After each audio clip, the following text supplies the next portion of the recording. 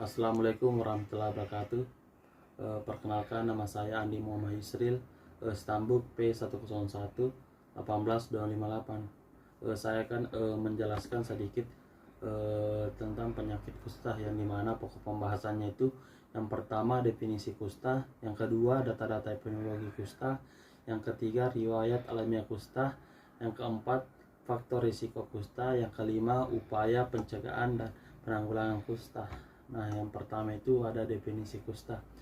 Kusta yaitu penyakit yang disebabkan oleh Mycobacterium leprae. Kusta menyerang bagian tubuh diantaranya saraf dan kulit. Penyakit ini tipe granulomatosa pada saraf, tepi, dan mukosa dan saluran pernapasan atas, lesi pada kulit yang bisa diamati dari luar. Bila tidak ditangani, kusta dapat sangat progresif, menyebabkan kerusakan pada kulit, saraf-saraf, anggota gerak, dan mata. Masuk dalam pokok pembahasan yang kedua itu data-data epidemiologi kusta. Di sini saya mengambil gambar jumlah dan tren kasus baru kusta tahun 2013 dan 2017. Di sini Indonesia telah mencapai status eliminasi kusta, yaitu prevalensi kusta kurang lebih 1 per 10.000 penduduk pada tahun 2000. Setelah itu Indonesia masih menurunkan angka kejahatan kusta meskipun relatif lambat. Angka prevalensi kusta ini di Indonesia pada tahun 2017 sebesar 0,70 kasus per 10.000 penduduk dan angka penemuan kasus baru sebesar 6,8 kasus per 100.000 penduduk. Selain itu ada beberapa provinsi masih di atas 1 per 10.000 penduduk. Angka prevalensi itu belum bisa dinyatakan bebas kusta dan terjadi di 10 provinsi di Indonesia. Gambar 3 ini ada kasus baru kusta menurut provinsi tahun 2017. Nah, dari gambar berikut ini dapat dilihat bahwa jumlah penderita kusta terbanyak terdapat di Provinsi Jawa Timur pada periode tahun 2012-2017. Namun dengan penurunan penderita sebesar 15,95%. Sedangkan provinsi yang mengalami kenaikan jumlah penderita paling tinggi dalam kurun waktu 2015 sampai 2017 terdapat di Provinsi Maluku sebanyak 102,84%. Masuk di pokok pembahasan yang ketiga, ya, itu riwayat alamiah kusta. Di sini ada 3 tahap. Yang pertama tahap prepatogenesis, yang kedua tahap patogenesis, yang ketiga tahap pasca patogenesis. Nah, tahap pertama itu tahap prepatogenesis. Sudah ada interaksi dengan antara agen Mycobacterium leprae di luar tubuh. Jika os lengah atau menjadi ganas dan lingkungan mendukung, maka keadaan berubah menjadi tahap patogenesis. Nah, yang kedua itu tahap patogenesis. Di sini tahap inkubasi. Setelah Mycobacterium leprae masuk ke dalam tubuh, perkembangan penyakit kusta bergantung pada kerentanan seseorang. Respons setelah masa tunas dilampaui tergantung pada derajat sistem imunitas seluler. Kalau sistem imunitas seluler tinggi, penyakit berkembang ke arah tuberkuloid, dan bila rendah berkembang ke arah leptomatosa. Di sini tahap penyakit dini, yang pertama ada kusta kering dan kusta basah. Nah, tahap pasca patogenesis itu sembuh sempurna dan sembuh dengan cacat. Selanjutnya pokok pembahasan nomor 4 yaitu faktor risiko kusta, yang dimana faktor risiko kusta ini dipengaruhi lingkungan. Yang pertama pencahayaan. Rumah sehat memerlukan cahaya yang cukup, khususnya cahaya alam berupa cahaya matahari yang berisi antara lain ultraviolet. Cahaya matahari minimal massa 60 lux dengan syarat tidak menyilaukan. Pencahayaan alami ruangan rumah adalah penerangan yang bersumber dari sinar matahari, yaitu semua jalan yang memungkinkan untuk masuknya cahaya matahari alamiah, misalnya melalui jendela, genteng kaca. Yang kedua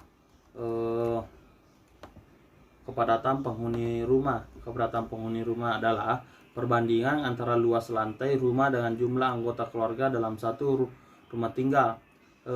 Persyaratannya kepadatan hunian itu untuk seluruh perumahan bisa dinyatakan dalam M42 per orang.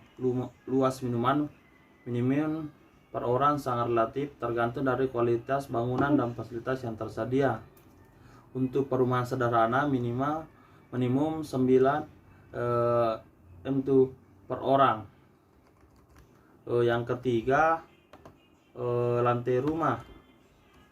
Lantai rumah ini secara hipotesis jenis tanahnya memiliki peran terhadap proses kejadian kusta melalui kelembapan dalam ruangan. Lantai tanah ini cenderung menimbulkan kelembaban.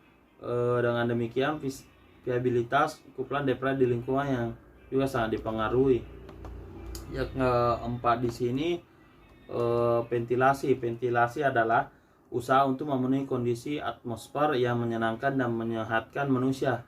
Berdasarkan kejadiannya, maka ventilasi dapat dibagi dalam dua jenis itu, ventilasi alamiah dan ventilasi buatan. Maksudnya ventilasi alamiah ini berdasarkan daya diinfusi dari gas-gas, gerakan angin dan gerakan massa di udara karena perubahan temperatur. Nah, ventilasi buatan ini diperlukan untuk ventilasi buatan dengan menggunakan alat mekanis maupun elektrik. Yang ke 5, kelembapan.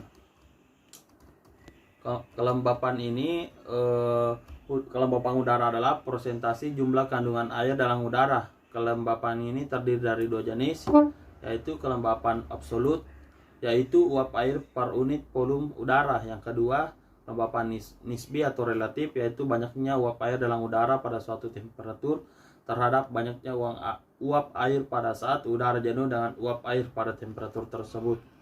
Kedua, faktor risiko karakteristik penduduk yang mempengaruhi kejadian kusta. Nah, yang pertama, sosial ekonomi. Menurut WHO menyebutkan 90% penderita kusta di dunia menyerang kelompok dengan sosial ekonomi lemah atau miskin. Hubungan antara kemiskinan dengan penyakit kusta bersifat timbal balik. Nah, kusta ini merupakan penyebab kemiskinan, dan karena miskin maka manusia menderita kusta. Kondisi sosial ekonomi itu sendiri mungkin tidak hanya berhubungan langsung, namun dapat merupakan penyebab tidak langsung seperti adanya kondisi gizi memburuk, serta perumahan yang tidak sehat, higienis, sanitasi yang kurang, dan akses terhadap pelayanan kesehatan juga menurun. Nah, yang kedua, umur ini kebanyakan peneliti melaporkan distribusi penyakit kusta menurut umur berdasarkan prevalensi. Hanya sedikit yang berdasarkan insiden karena pada saat timbulnya penyakit sangat sulit diketahui. Dengan kata lain, kejadian penyakit sering terkait umur pada saat ditemukan daripada saat timbulnya penyakit. Nah, kusta ini dikatakan terjadi pada semua umur mulai bayi sampai umur tua. Maksudnya di sini umur 3 minggu sampai lebih dari 70 tahun. Namun yang terbanyak adalah pada umur muda dan produktif. Nah, yang ketiga sini jenis kelamin. Nah, penyakit kusta dapat mengenai dari semua jenis kelamin, baik laki-laki maupun perempuan. Sebagai besar negara dunia kecuali beberapa negara di Afrika menunjukkan bahwa laki-laki lebih banyak terserang kusta daripada wanita. Nah, rendahnya kejadian kusta pada wanita disebabkan karena beberapa faktor, antara lain faktor lingkungan dan biologis. Nah, yang keempat itu pendidikan. Nah, pendidikan sini adalah usaha sadar dan terencana untuk mewujudkan suasana belajar dan proses pembelajaran agar peserta didik secara aktif mengembangkan potensi dirinya untuk memiliki semangat spiritual, keagamaan, pengendalian diri, kepribadian, kecerdasan, akhlak mulia, keterampilan yang diperlukan dirinya masyarakat, bangsa, dan negara. Yang keenam itu pekerjaan. Sebagian besar penderita kusta di Indonesia berada di negara yang sedang berkembang, termasuk Indonesia ini. Sebagian besar penduduk ini mencari penghasilan dengan bercocok tanam atau bertani. Hal ini sangat dipengaruhi terhadap cacat pada kusta. Selanjutnya masuk di upaya pencegahan dan penanggulangan kusta. Nah, yang di sini pencegahan kusta ada 3: pencegahan primer dan pencegahan sekunder, pencegahan tersier. Nah, yang pertama itu pencegahan primer. Yang pertama, menghindari kontak langsung dan tidak langsung dengan penderita kusta. Nah, yang kedua, pencahayaan yang cukup di dalam rumah. Nah, yang ketiga, hindarkan terjadinya tempat-tempat yang lembab.